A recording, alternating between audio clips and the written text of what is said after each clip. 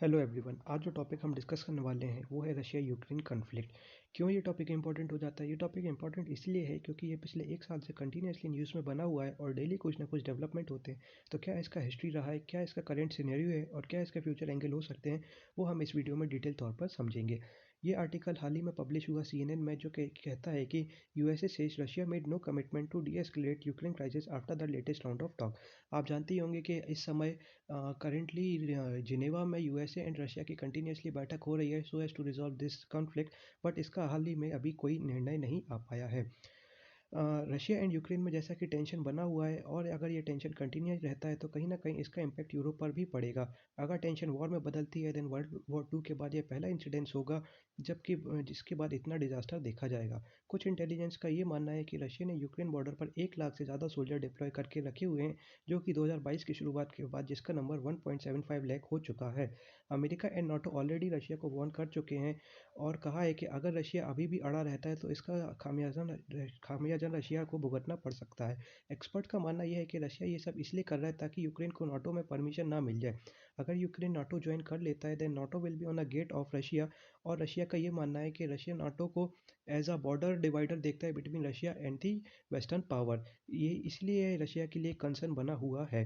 अ, क्या इशू है, ये सब समझने के लिए हमें पीछे जाना पड़ेगा सन 1991 में।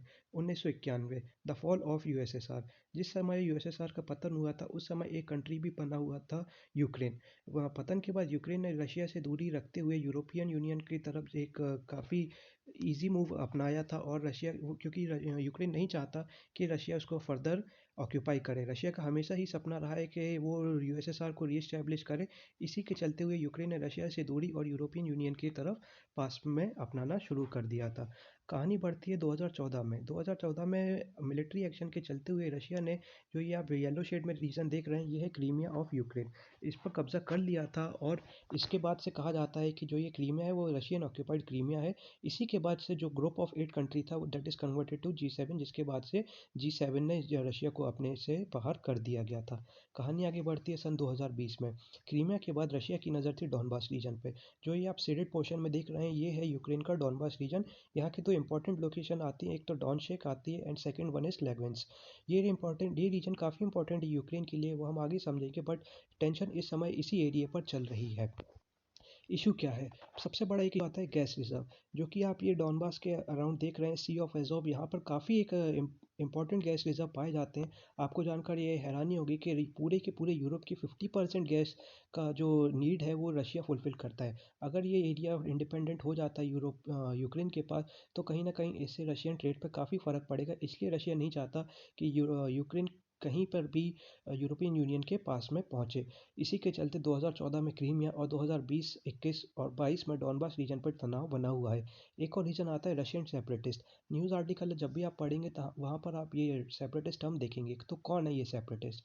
ये सेपरेटिस्ट वो लोग हैं जो कि 1991 के पतन के बाद हाल अभी तो यूक्रेन में है, बट वो चाहते हैं कि वो रशिया का पार्ट बने और वो भी पूरे के पूरे यूएसएसआर को रीएस्टैब्लिश करे।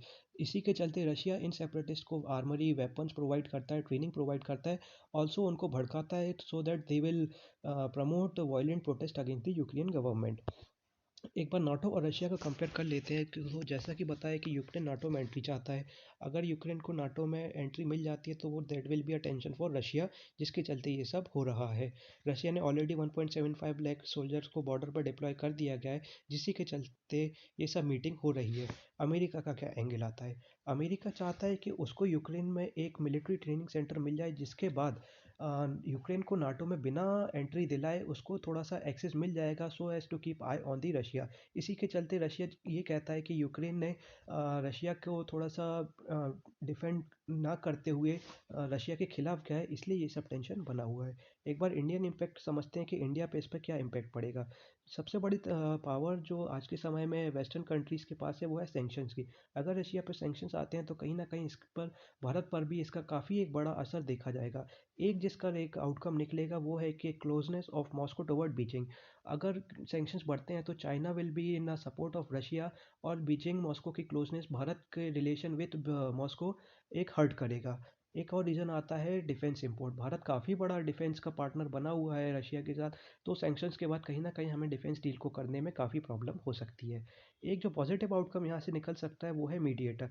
इस पिक्चर में आप समझ सकते हैं कि इससे पूरे अक्रॉस द ग्लोब से भारत एक ऐसा देश है जो कि इक्वल इंपॉर्टेंट रिलेशन रखता है between Russia and the America. अगर कहीं ना कहीं डिप्लोमेटिक टाइज के चलते हुए भारत इन दोनों में मीडिएशन करा पाता है, then across the globe Bharat की एक काफ़ी अच्छी इमेज बनेगी और एज अ वर्ल्ड लीडर हम उभर सकते हैं। तो अगर इसको हम पॉजिटिवली देखें तो भारत के पास इस समय में एक बहुत ही बड़ा मौका है, so as to put our eye to the matter. Before we end the video एक क्वेश्चन आपसे चाहूँगा कि आप इसको अटेम्प्ट करें। तो USSR disintegrated into how many countries in 1991 after the fall of great USSR? Option A 13, 14, 15 and option D a 16। तो इसका सही आंसर है ऑप्शन सी 15। लिस्ट आप साइड में देख सकते हैं। आशा करता हूँ आपको वीडियो अच्छा लगा होगा। See you in the next video. Till then goodbye, take care, Jai Hind.